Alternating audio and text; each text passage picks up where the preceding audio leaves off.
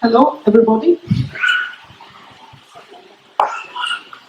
I represent here Youth organization in Poland and in Europe, Family Lab. I hope some of you know Youth. Who is he? Yeah? He's one of the... Jestem w imieniu pana Jura. Mam nadzieję, że część z was wie, kim on jest. Wczoraj to było na filmie. Yeah, and Jesper knows that we are here, and then we want to change something. We want to change something in Poland, but also all over the Europe, and I hope all over the world. And he sent us a few words that he's thinking, and his heart is together.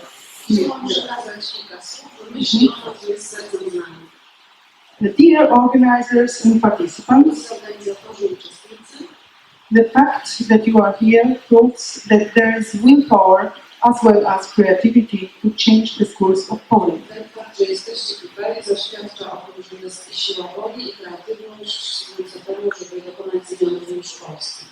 Your desire for change is shared by parents and professionals all over the Europe.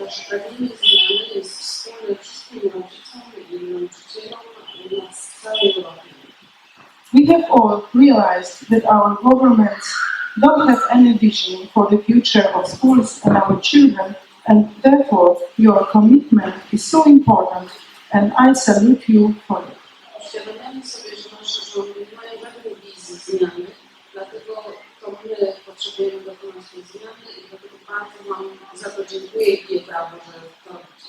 I will be with you in my heart. Yes, sir.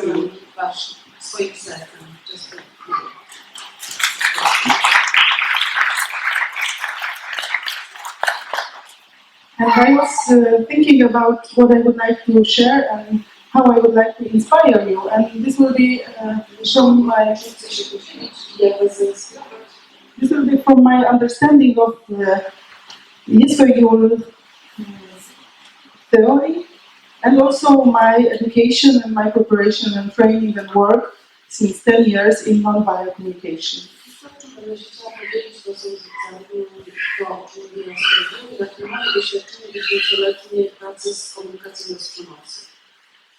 I have quite a lot of experiences and thinking about relationship and how it is about conflict resolution, and in practice how we can use conflict to develop.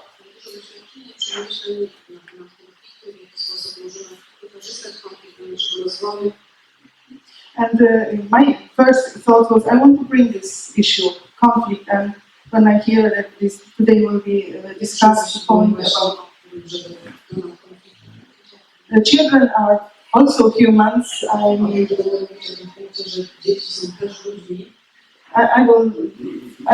hope that talking about conflict, about us as human beings and also children, because we are all children, my children are humans. It's obvious, but in some way we are in conflict with the tradition, with the past,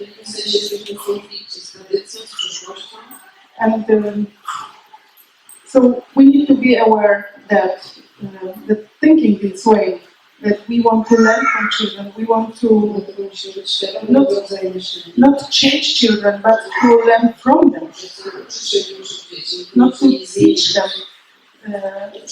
It's something new, and we can meet conflicts, we can meet situation with the traditional school and education. So I wish that my speech can prepare you a little bit to be in dialogue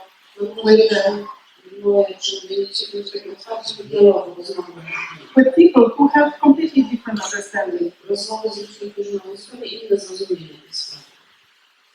They think that children are simply underdeveloped adults.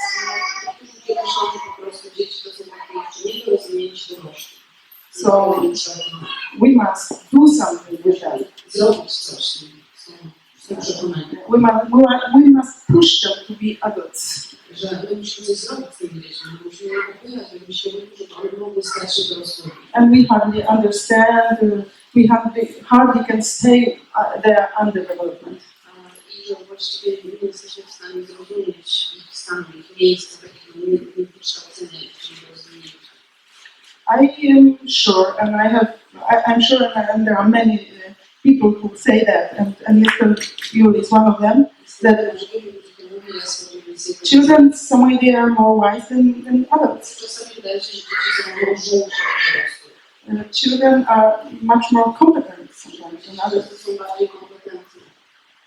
They are competent in relationship.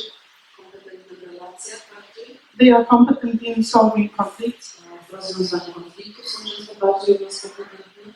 And they are born powerful. And it's amazing how this power and this inner energy to survive and to live.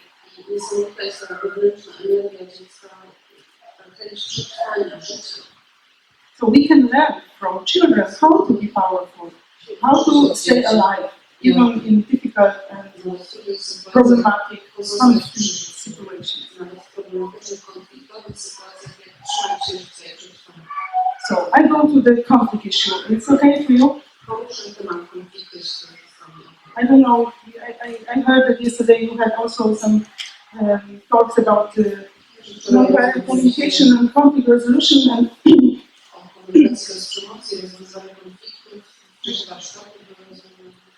I would like to say I don't want to talk about conflict resolution.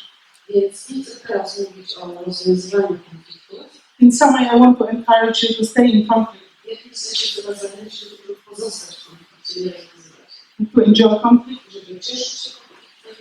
And to realize that conflict is a state of life, not something that must be solved.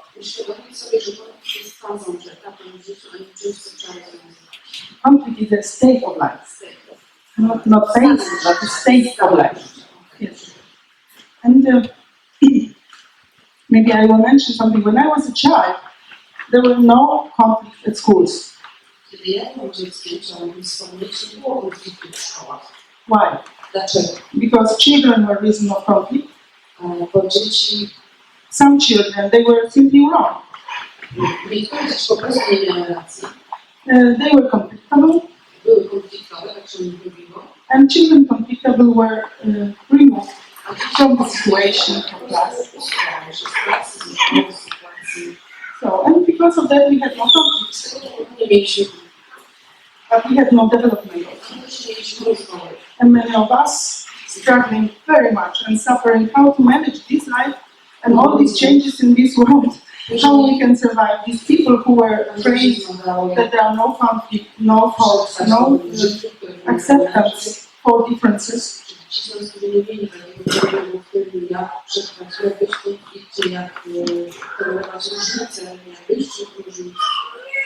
So now you can see on the economy, politics, showing how difficult it is to accept differences.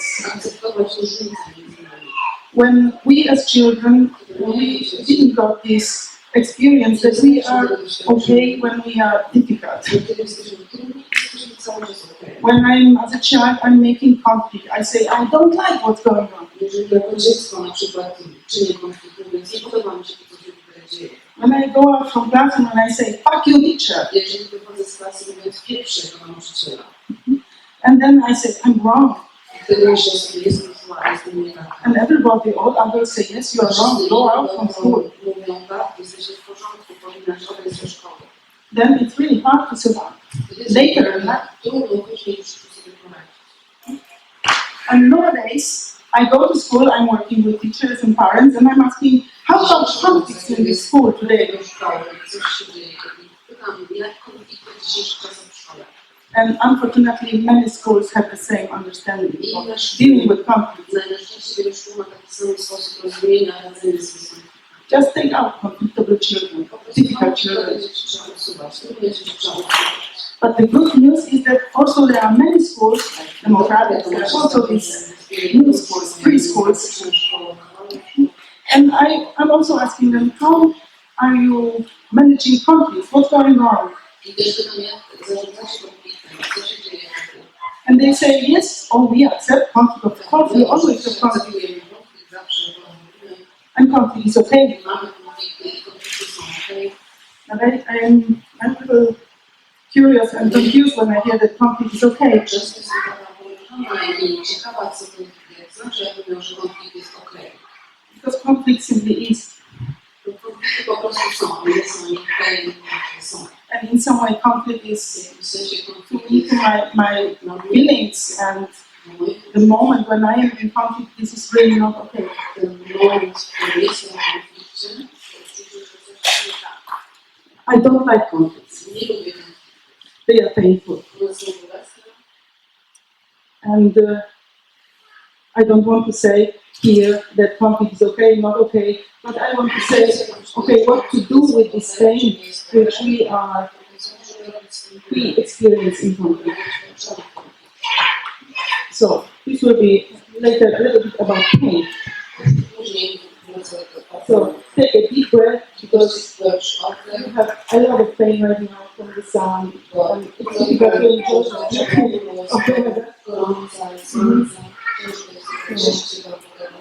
So I hope that we can find solution, and I have found the solution in understanding of Marshall Rosenberg's philosophy. And it was also encouraged by history.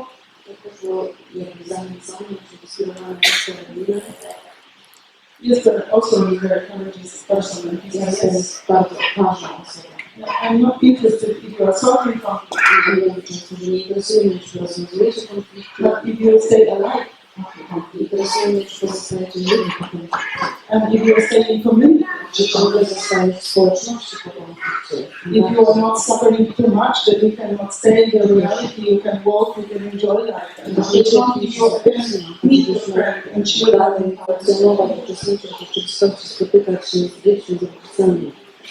Yes, so in some ways, history and Marshall they are very close friends. Even they are not in reality friends, but their philosophy is very similar. Let's come to the pain.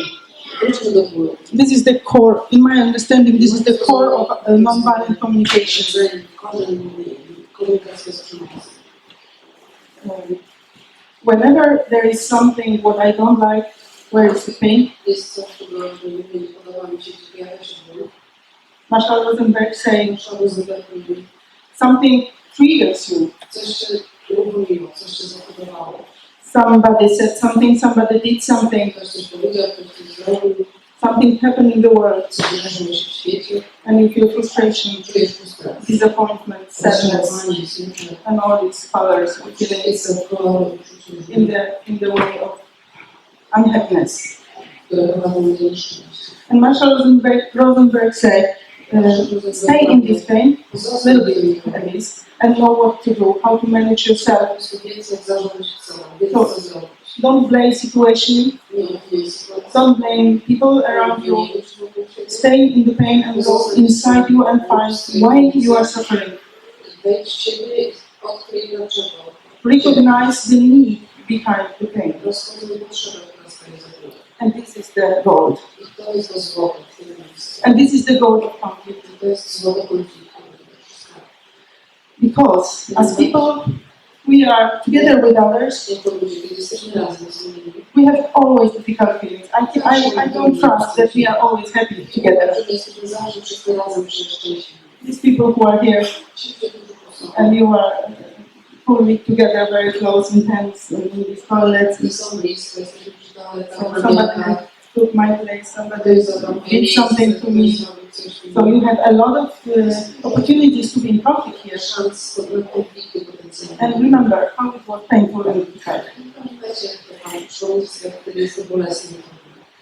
And what Marshall Rosenberg would say, and I encourage you, take a deep breath.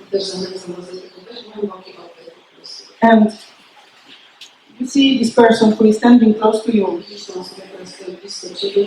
too close, touching your borders, and then you cannot stay there. Then make a step back. and then take a deep breath. wtedy po prostu wyłączy oddech. And they search what is inside you, what you want. You need probably protection. Co jest w tobie, czego w tym momencie potrzebujesz? Prawdopodobnie ochrony, You need space. przestrzeni, You need privacy. potrzebujesz może prywatności. Aha, okay. I don't have privacy. I don't have protection.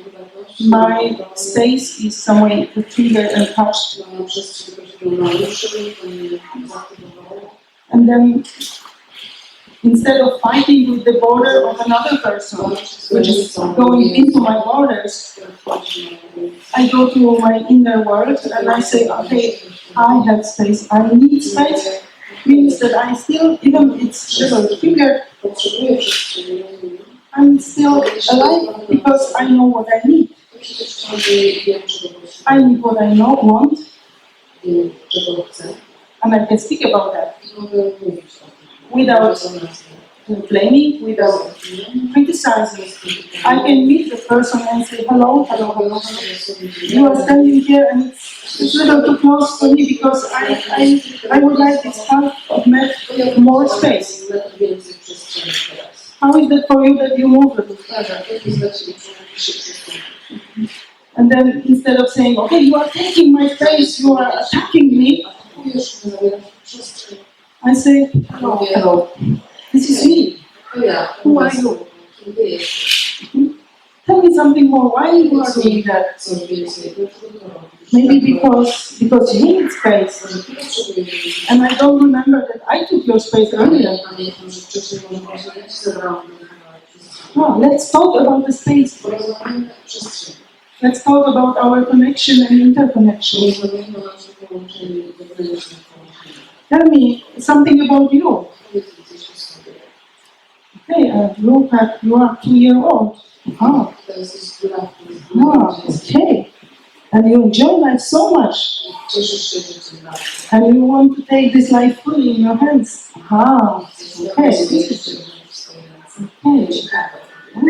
Okay. And with children, I know that I cannot easy talk with them. They are not talking, but they are just enjoying life. So I can take responsibility for my space and my needs. And I'm not saying, oh, these children are so difficult. Oh my God. They are always disturbing and taking space. I can say children are children.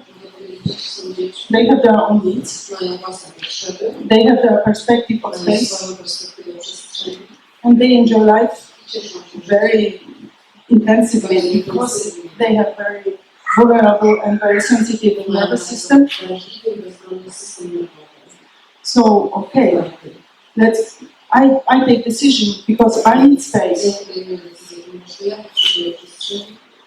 And I can make dialogue in my inner conflict. Okay, this is not my child. If this is my child, I have different dialogues. And then I saw this conflict based on the life energy, which is called space and cooperation and safety and protection.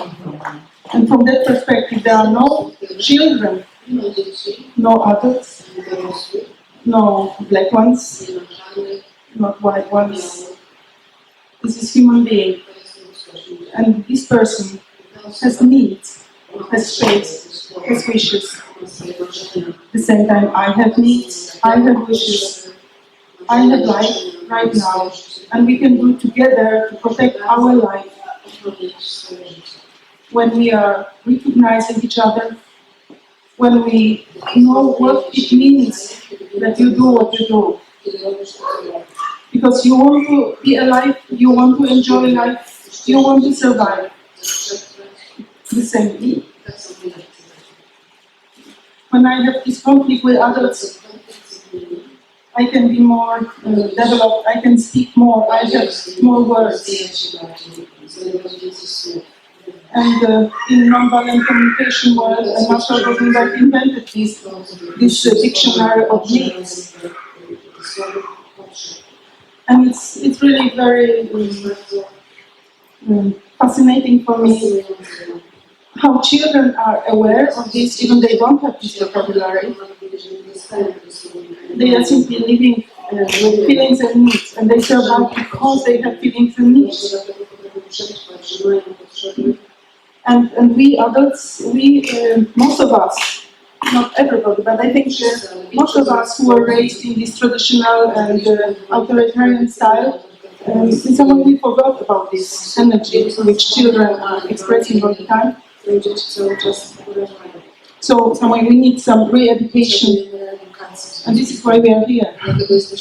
We are talking about space, about needs, about possibilities, about many things, because we want to see, we want to know a lot what children know already. And we knew, because we were children. And the problem is that we forgot. And the problem is that there was a lot of energy to suppress us.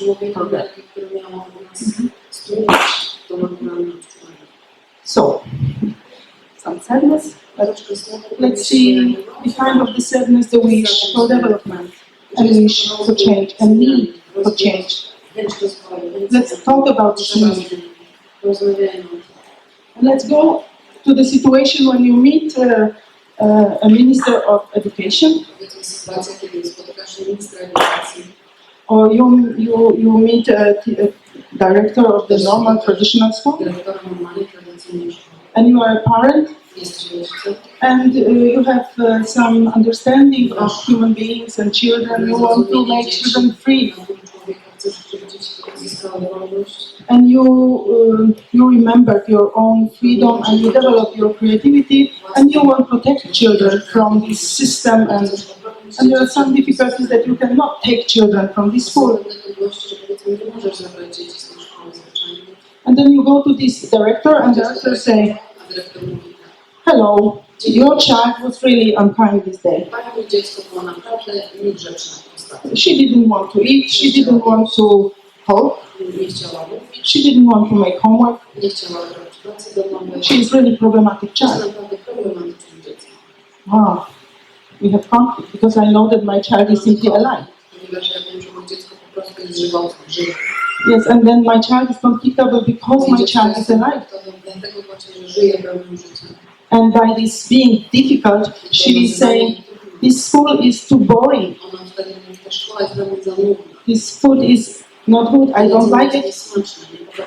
And these teachers, they are simply somewhere else. I don't have contact with them. And I know that. And I want to go to teacher, to director, to Minister of Education and talk about that. And then I go to this school and I'm standing in front of this power energy. It's not 2-year-old child, this is a developed, like I see this person.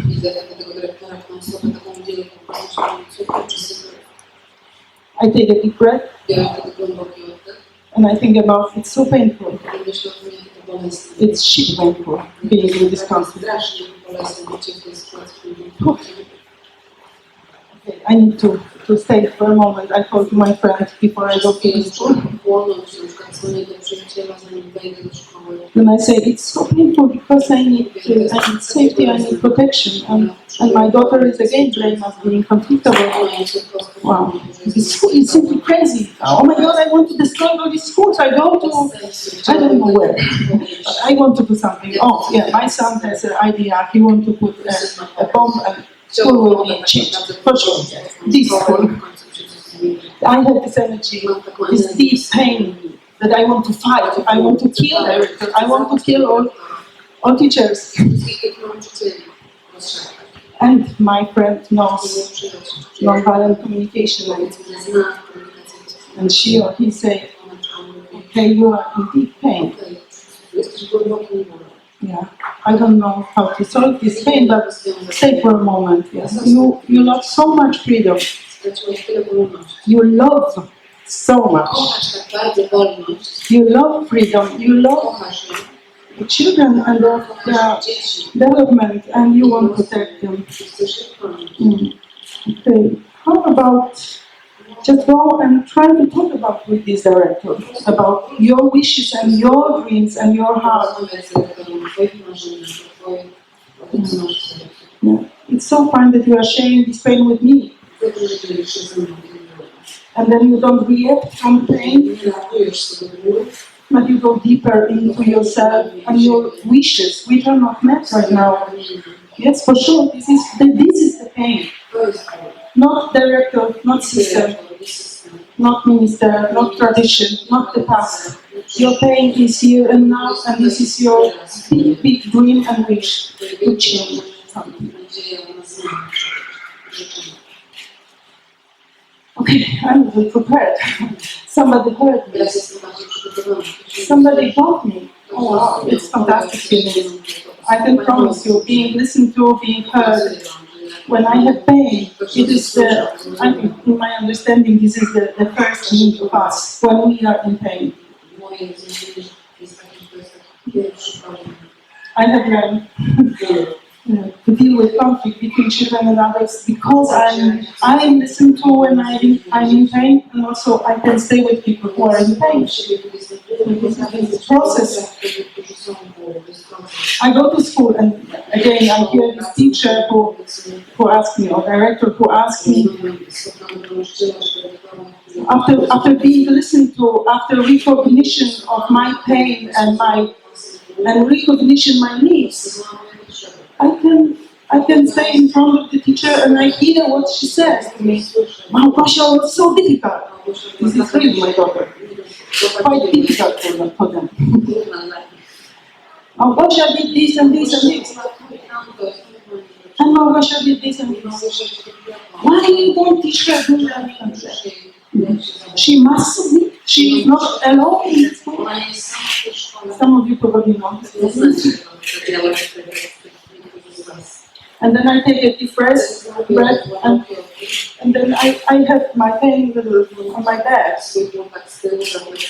And I hear pain of that person. This teacher wanted to have some freedom, some easiness. And this child who is conflictable said, I don't like you. And she has a need for respect. And she has a need for efficiency. She has program, she has structure, she has director who demand from her a lot. All these structure programs completely not connected to life and children. What I do in this conflict, I hear her pain. And I take a deep breath because this is not my pain. I am free. She is somewhere also free, but she doesn't understand, and she has no this understanding of connection. That when child is doing something what I don't like, it's because my needs are not met. Because I want something else. And nobody told me how to speak with the child, because child is simply not, this is just a half animal, so how to talk to children. My God, when I hear how she said about my daughter being harmed, I need to take many deep breaths.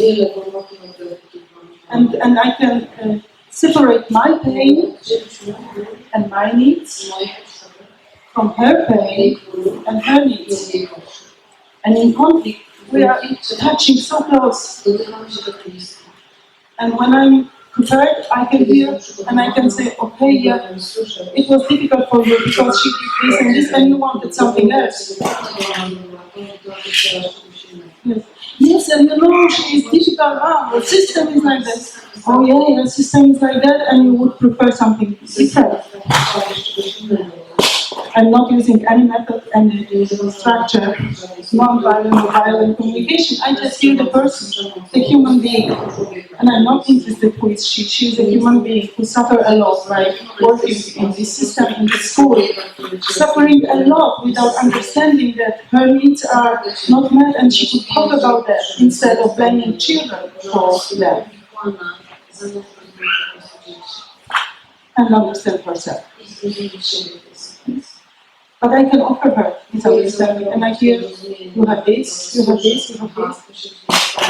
Okay, and then we are both talking about the pain instead of making the pain bigger. And after some time, she feels okay. Nothing is solved. Parent is not submitted. I'm not submitted. Child is not submitted. My daughter will be still difficult. But suddenly she got understanding that I'm not blaming her, I'm not fighting with her. But I understand how deeply she suffered in this situation. Why I should blame her? I want to talk with her. And I want to find solutions. And after this talk, she's more ready to listen to me. And it happened really. I had this talk. And then I started to think about my pain and my need for freedom and respect for my daughter. And she said, yes, but, and again the pain. Okay, so I gave to listen to her. But finally, we went to the point, okay, let's do something together. How can I help you in this situation when you have 20 children and they are difficult? And me being the mother of this one child, what can we do together? Can I offer you something? Then I said something to some advice. She was ready to receive some solutions. Yeah, this is the story. What I would like you to take from the story and from my inspirational lecture, I would like to encourage you to take a deep breath. Whenever you are in pain. And forget that it's easy. Then you meet conflict situation with your teacher, child, friends, husband. Yeah, it's hard. But the harder it is, and the better prepared I am to care for myself, to care for my borders, and I'm searching for solution for my borders. I'm not searching for the stones to hit. Or I'm not searching for the book of diagnosis to put on the teachers and schools and children. I'm searching the humanity I have inside me and I had from my birth. And I really deeply search for the humanity in another person. No matter if this is a child or teacher or president. And I'm thinking about what it is about, how we can talk about the needs between us, and how we can together solve the pain and go further into dialogue and find strategies that your life is better, easier, and my life is better and easier. When I go there, when I make dialogue. And I think for me, the answer for all problems in the world is dialogue. And dialogue about needs, not about structures, about things, about programs, about schools, about who is who, but dialogue about needs involved in relationships, needs touched by your presence and triggering my needs. Then in this dialogue I can see you, me, I can see me. And this is the beauty of conflict. Then I can see that we are together. And we are not unique.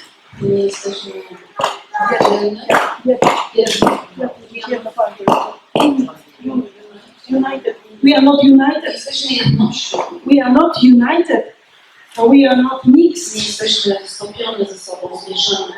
But you are you, I am me. And this is because of that we can make contact. when we are united, when we are living in symbiosis. And I think that you are me, or she's thinking like I think like that. And we all have this dream. As parents, you know how it is to be in symbiotic relationship with children.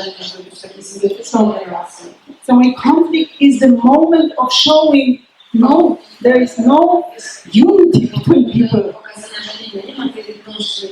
Everybody is unique. And only one. And I am only one. I am unique. And look what conflicts show us. And this is the beauty of conflict. It's fantastic. I can meet myself. I can see myself. I'm beautiful because I have a need for freedom, development, and space, and joy, and fun. And then when I meet you, and you are taking some of my space, and we have conflict, it's fantastic because you are unique. Right now, you have a need for freedom and space and joy and being listened to. Let's do something. Let's listen to each other. Let's make dialogue about who are you, who am I, and not imagine that we can make everybody like us. But be ourselves. Be courageous. Having our own space and life, unique life. And enjoy that others are exactly the same. So make a dialogue in conflict situations. Take a deep breath in pain and find the need behind the pain and grow. Conflict is really a most beautiful situation, showing us the beauty of us, each of us. I don't know, you can enjoy the pain, but I hope you can. I hope that we can do something with the sun, our conflict with the weather. It's little difficult because sun dominates us. Yeah, but we can learn at least that there are some situations we cannot make dialogue. Okay, let's create a community of people and bring something so we can survive online or something. Yeah. Okay. This is it.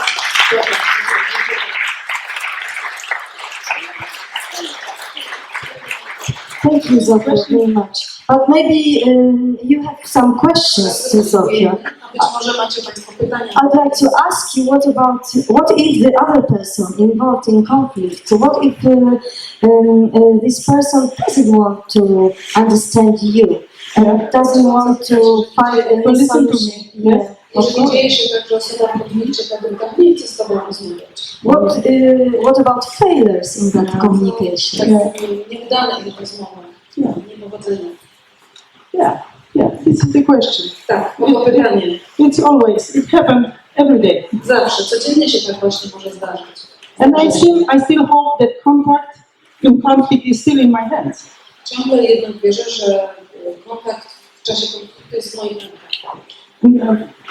Remember the situation with the 2-year-old child. This child completely is not interested in talking with me. This child is just playing and enjoying life and meeting needs.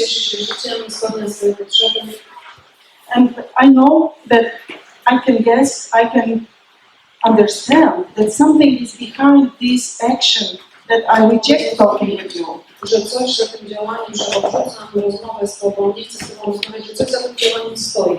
And it's much easier with the small children because they are simply enjoying full life. Są po prostu bezpośrednio, po prostu cieszą się życiem. But when I go, for example, when I have conflict with my husband, and he says, "Go out! I'm tired of you." Idź, mam ciebie dosyć, nie chcę z tobą rozmawiać. And then I can hear, okay, he has a need for easiness and freedom right now, because he's him. And I can still be in contact with his needs, instead of saying, oh, he rejects me. He is just a person who has needs. and I'm touching his borders. Ja gdzieś naruszam jego granice. And it's so beautiful that he told me that. To jest piękne, że mi to pokazał. And I can do something about that. Bo mogę teraz coś I have many strategies to say, okay, not now, maybe later. Okej, może nie teraz, może później. Or I can say, okay, I will not talk with you, I go to another friend. Okej, nie będę z tobą rozmawiać, idę do innego. Because my head is also so big. Bo mógł też jest olbrzymi. Okay, let's come together tomorrow. Jutro może się spotkamy, jutro może porozmawiamy. So, this situation, whatever is going on, and I'm aware that whatever people are doing, they have simply needs and they want to meet. Jeżeli jestem świadomy, że cokolwiek, gdzie robią jakkolwiek trzeba, mają jakieś potrzeby stojące za tym. And even it's not joyful for me because they are not, they don't want to cooperate, means they don't want to support my needs. Zajmą współpracę właśnie nie znaczy, że nie chcą wspierać moich potrzeb. But still I am responsible for my needs. Bo ja jestem odpowiedzialna za swoje potrzeby, za ich spełnienie. I can postpone them. Mogę coś zrobić później. I can choose action when I know that this is because of my needs. Jeżeli znam swoją potrzebę, to mogę podjąć jakieś działania. And I can come back.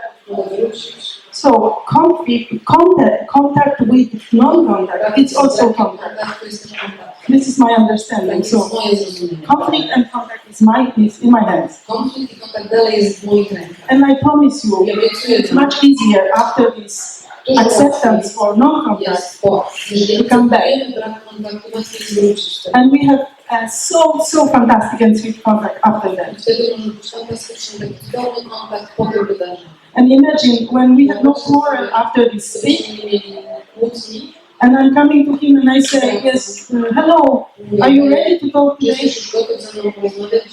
And he say yes. And I'm so sad because yesterday I was somewhere else, I was so busy, I had problem, I had tax report and blah, blah, blah.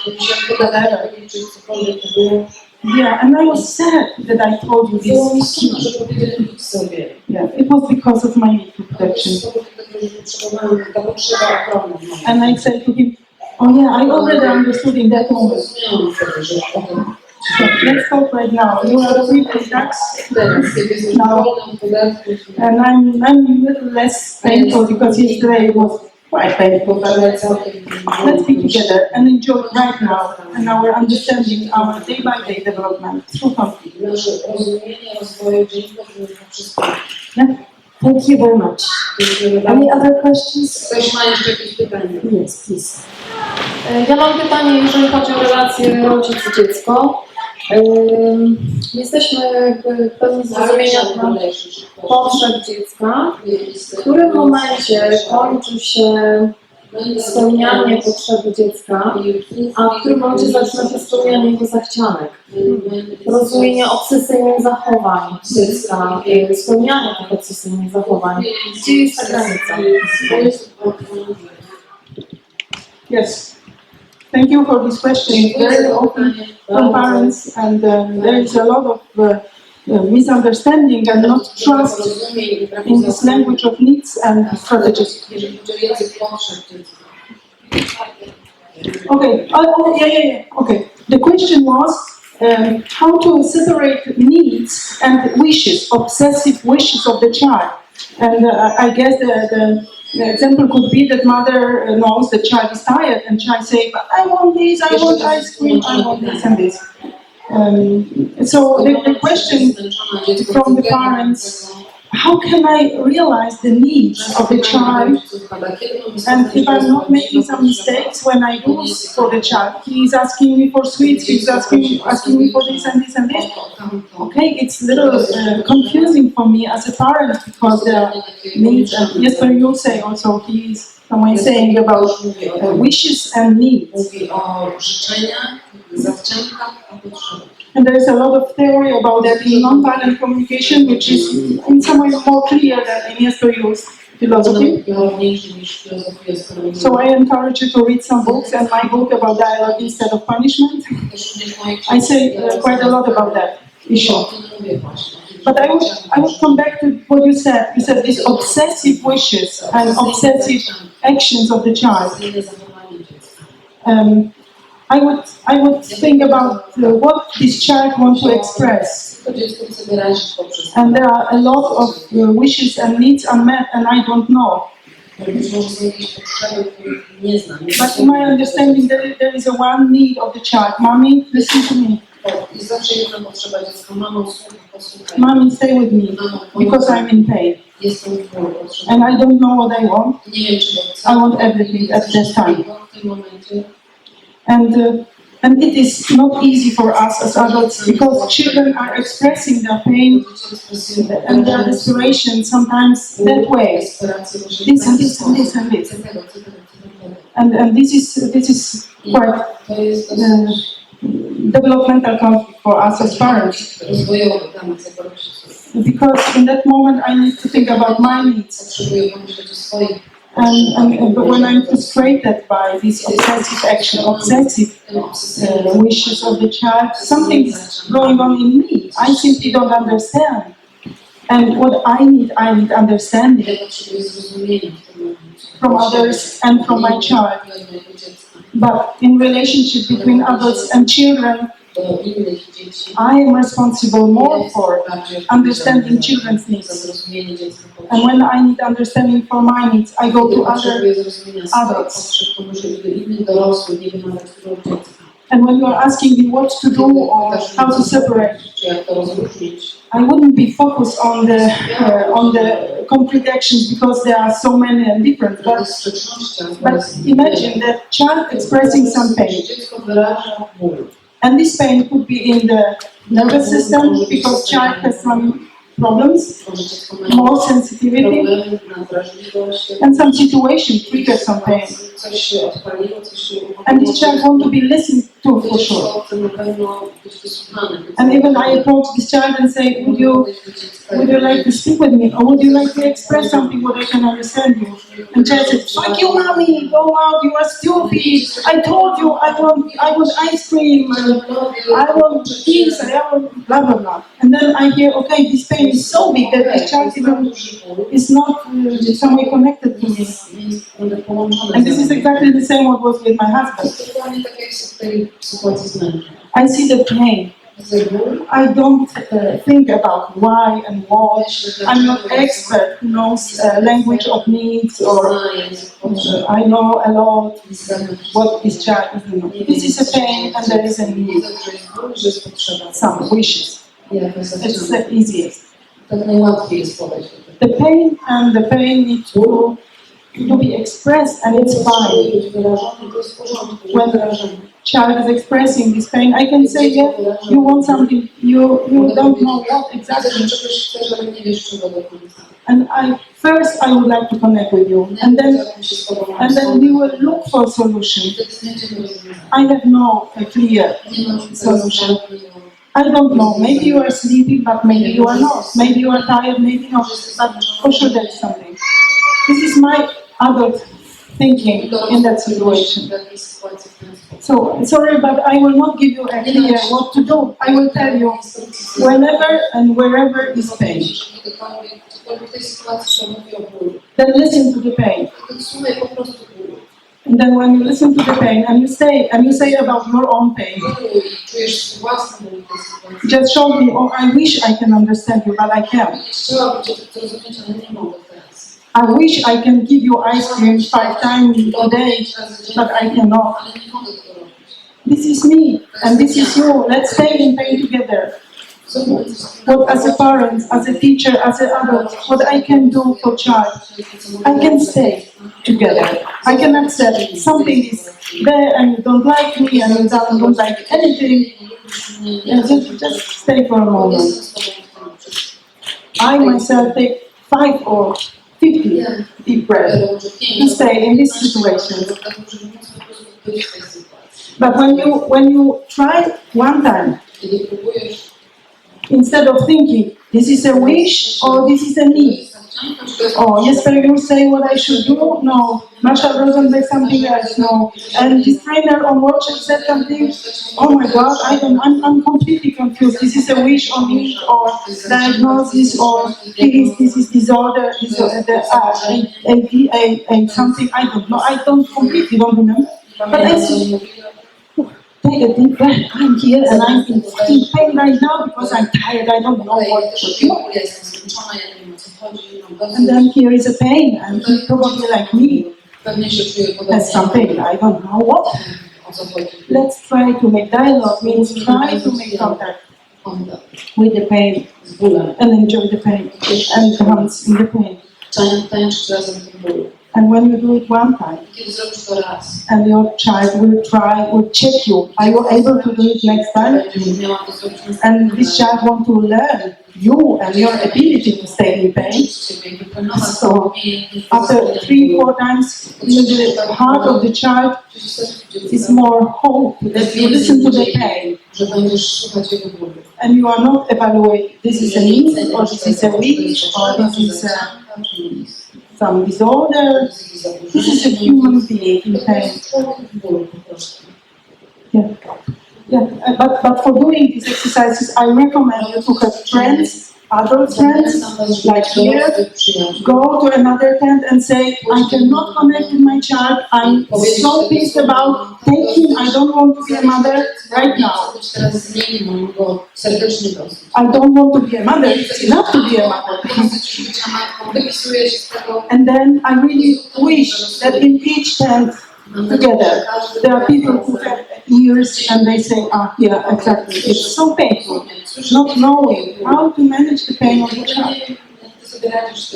Yeah, but stay with me a little bit. I see he is safe, he's just crying and expressing the pain, and I think there are more ears to listen to the pain. But right now you need to be listening to. Yeah. Yeah, is it a little bit like close to your... Stop evaluating children and needs and wishes and feelings. There is a pain and excitement. Pain and excitement. And life is always like that. Between pain and excitement is development in life.